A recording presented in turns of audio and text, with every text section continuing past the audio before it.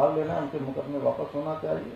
और एक अन्य मामला था जिसकी आयु सीमा बढ़ाने के लिए उन्होंने कहा, मैंने कहा भाई ये मैं आपकी जो है 2 मांग तुरंत यहाँ पर स्वीकार कर रहा हूँ, आप लोग धरना खत्म कर दीजिए। एक तो मैं सीबीआई की जांच के लिए जो है तुरंत कर रहा हूँ, और जिन भी बच्चों को भर्ती प्रक्रियाओं में भाग लेना है उनके हम मुकदमे भी वापस कर देंगे। और जैसी रिपोर्ट आएगी, रिपोर्ट में जो भी लिखा होगा, जस्टिस ध्यानी बड़े ईमानदार न्यायाधीश ने पूरी जांच करी और उन्होंने कल मुझे अपनी जांच रिपोर्ट प्रस्तुत की, और उसमें उन्होंने संस्तुति करी कि छात्र चाहते हैं कि दोबारा परीक्षा होनी चाहिए। तो हमने 1 मिनट की देरी भी लगाई जैसा कुलपति जी ने कहा, और हमने जो है उस परीक्षा को निरस्त करने की संस्तुति कर दी। तो अब कुछ लोग ये भी कह रहे हैं उस समय कि अब तो शायद मुझे लगता है सबके मुंह बंदी हो गए हैं, अब उनके पास बोलने के लिए कुछ नहीं है, कुछ और ढूंढेंगे वो। लेकिन उस समय कहने लगे कि हम युवाओं के आगे झुक गए।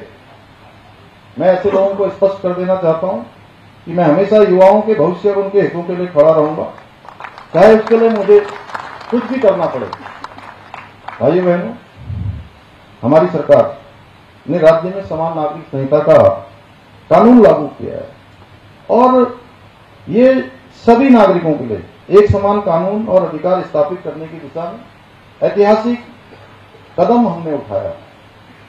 हमने अनुभव किया कि समाज में कुछ समुदायों के लिए अलग अलग और व्यक्तिगत कानूनों के कारण भेदभाव, असमानता और अन्याय की स्थिति बनी हुई है। और जैसा कि शुरुआत में अभी यहाँ पर पूजा ने भी बताया कि भारत के संविधान के अनुच्छेद 44 में इसका प्रावधान किया गया था। जो भारत के संविधान निर्माता थे, बाबा साहब अम्बेडकर थे, उस समय उन्होंने इसका प्रावधान किया था। हमने उसी के अनुरूप इस पर काम किया, और इसका मैं अगर श्रेय उत्तराखंड की जनता को भी दूंगा कि उन्होंने हमको जो है यूसीसी लागू करने के लिए प्रेरित किया, हमको समर्थन किया, तो मैं सबसे बड़ा श्रेय उत्तराखंड की जनता को भी देता हूं। क्योंकि 2022 के आम चुनाव में हमने हमारे आदरणीय प्रधानमंत्री श्री नरेंद्र मोदी जी के नेतृत्व में, उनके मार्गदर्शन में हम यहाँ के चुनाव में गए, और हमने उत्तराखंड की जनता के सामने अपना संकल्प रखा, अपना वचन रखा कि हमारी सरकार बनेगी तो हम सबसे पहले समान नागरिक संहिता का कानून बनाएंगे। और उत्तराखंड की जनता ने हमको अपना मैंडेट, अपना आशीर्वाद दे दिया, और हमने भी 1 मिनट की देरी नहीं की। सबसे पहला फैसला कैबिनेट में समान नागरिक संहिता का कानून बनाने के लिए हमने प्रस्ताव किया और उसको पारित कर दिया, और उत्तराखंड देश का पहला राज्य बन गया जहां पर समान नागरिक संहिता का कानून लागू हो गया है। और समान नागरिक संहिता का उद्देश्य है कि भेदभाव को समाप्त कर सभी राज्य के जितने भी नागरिक हैं उनको एक समान कानूनीता मिले। यूसीसी के लागू होने से न केवल राज्य के सभी नागरिकों को समान अधिकार प्राप्त हुए हैं, और मैं तो ये भी कहता हूं कि ये समान नागरिक संहिता, यूनिफॉर्म सिविल कोड, ये देश की जो 50% आबादी है, हमारी माताएं, हमारी बहनें, हमारी मातृशक्ति, ये महिलाओं का जो 50% की देश की जनसंख्या है, उनका 100% का कानून है समान नागरिक संहिता। और महिला सशक्तिकरण को भी इससे बल मिला है। और आज के इस अवसर पर मैं यह भी स्पष्ट कहना चाहता हूं कि समान नागरिक संहिता किसी धर्म या पंथ के खिलाफ नहीं है जिसको बार बार प्रचारित किया जाता है, बल्कि समाज की जो कुप्रथाएं हैं उनको मिटाकर सभी नागरिकों भी समानता से समरसता स्थापित करने का एक संवैधानिक उपाय है।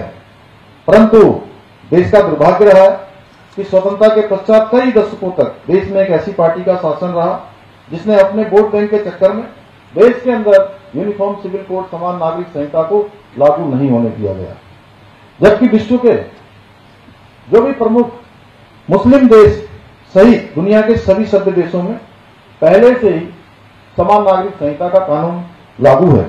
हम भली भांति जानते हैं कि भारत में सबसे पहले यूसीसी लागू करने का मार्ग बहुत आसान नहीं है, और नहीं आसान होगा, परंतु नियत और जन भावना दोनों साथ हो और हमारा नेतृत्व साथ हो तो कोई बदलाव असंभव नहीं रहता है।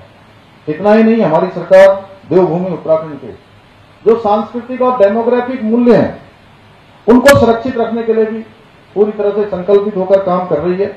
इसी संकल्प के साथ हमने जहां प्रदेश में एक सख्त धर्मांतरण रोधी कानून, दंगा विरोधी कानून, वहीं लैंड जिहाद, लव जिहाद और थूक जिहाद जैसी घृणित मानसिकताओं के खिलाफ कठोर कार्रवाई और कड़ी कार्रवाई भी हमने सुनिश्चित की है।